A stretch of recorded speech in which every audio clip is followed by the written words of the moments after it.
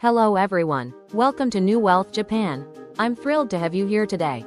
This channel is dedicated to helping travelers from around the world discover and experience the very best of Japan.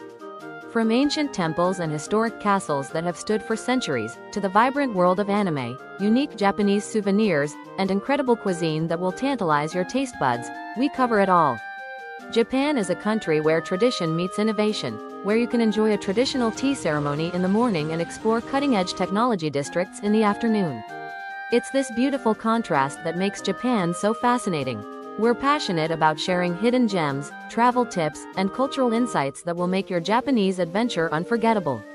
Whether you're planning your first trip or you're a seasoned Japan traveler, we've got something special for you. I'm truly grateful that so many people from all corners of the world share this passion for Japanese culture with us. Your enthusiasm and curiosity inspire every video we create. So sit back, relax, and let's explore Japan together. Let's get started. Welcome to The Explainer. Today, we're going to talk about something fascinating: how early Japan built its power, and not with armies or fortresses, but with wood and thatch and ritual. We're going to see how the act of building, and even deliberately destroying, their most sacred shrines was actually a tool to build a nation. All right, so let's just jump right in with a question that sounds, well, kind of crazy. Why on earth would you tear down your most important, most sacred building, only to perfectly rebuild it every couple of decades? It seems like the opposite of what you'd want to do, right? But stick with me, because by the end of this, you'll see the absolute genius behind this idea. So this is the Ise Grand Shrine. It's dedicated to the sun goddess Amaterasu, who is the legendary ancestor of Japan's imperial family. And for more than 1,000 years, its entire existence has been defined by this constant, meticulous cycle of being destroyed and then reborn. To get our heads around this puzzle, we first need to understand something really fundamental. In ancient Japan, a building was never just a building. Architecture itself was a language, a physical, in-your-face language of power.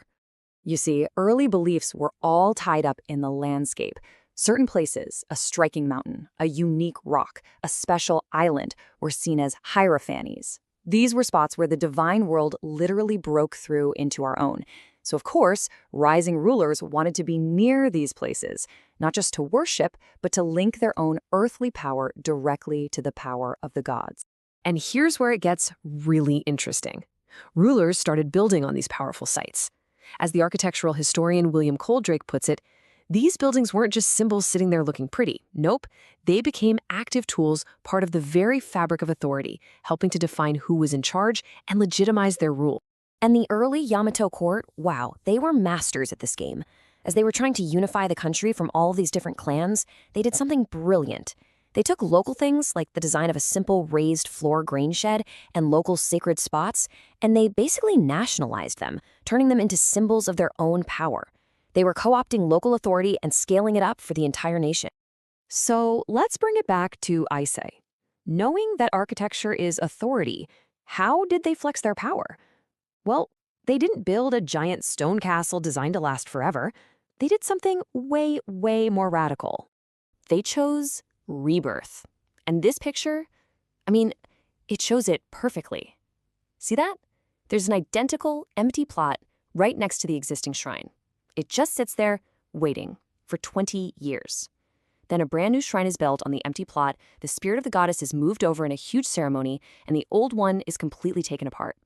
Their power wasn't shown by creating something permanent, but by proving they could command this perfect renewal over and over again. So this whole act, this incredible rebuilding, it wasn't just some random idea. It actually served 3 huge, interwoven purposes.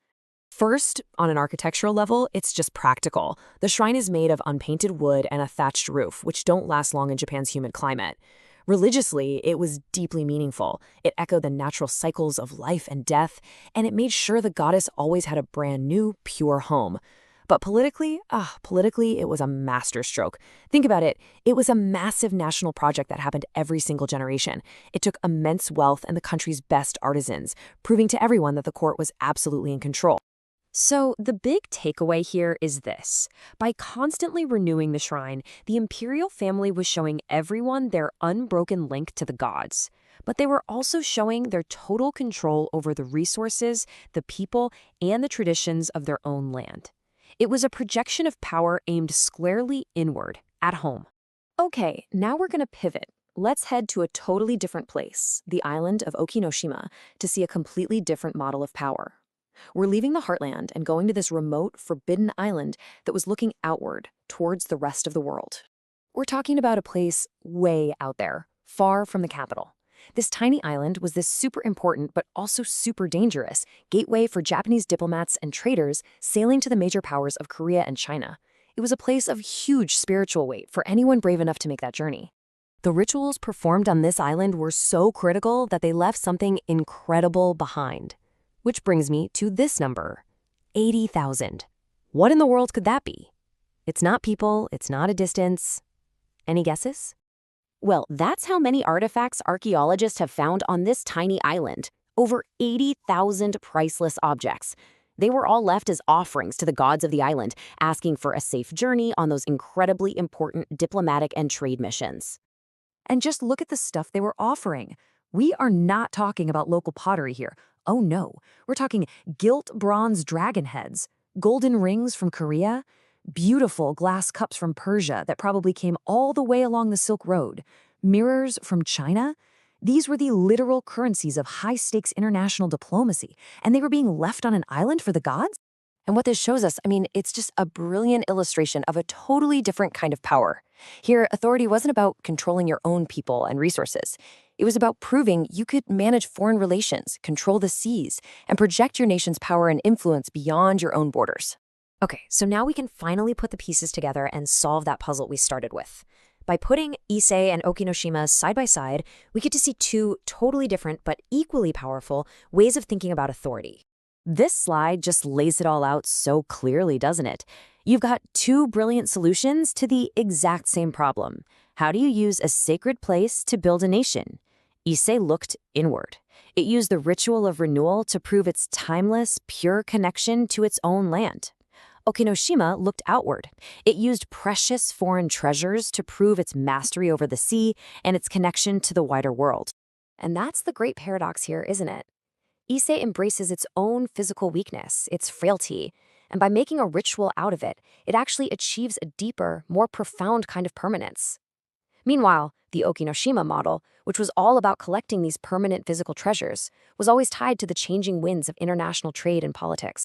So, in the end, you realize these weren't competing ideas at all. They were two sides of the same coin, two complementary strategies.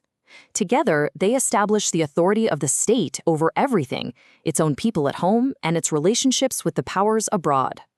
And that kind of leaves us with one last thing to think about, right? If the architecture of early Japan was a deliberate statement about where power comes from internal purity or external connections, what are our own buildings saying about us today? Our most important monuments are made of steel and concrete and stone, all designed to last forever, to defy time.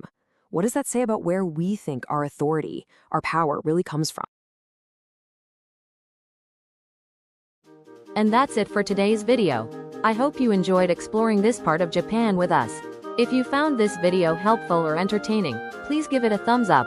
It really helps us reach more travelers like you who love Japan. And here's the most important part.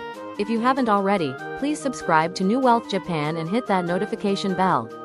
By turning on notifications, you'll be the first to know whenever we upload a new video. We post new content regularly, featuring different destinations, food experiences, and cultural insights across Japan, so you won't want to miss out. Now, we'd love to hear from you. Do you have any questions about what we covered today? Is there a specific place in Japan you'd like us to feature in an upcoming video? Maybe a particular Japanese dish you're curious about, or a cultural tradition you want to learn more about. Please share your thoughts, questions, and suggestions in the comments below. We read every single comment, and your feedback helps shape our future content. Also, if you've been to Japan before, we'd love to hear about your experiences. Share your favorite memories or travel tips with our community. Let's learn from each other. Thank you so much for watching and for being part of our New Wealth Japan family. Your support means the world to us. Until next time, safe travels, and see you in the next video. Sayonara.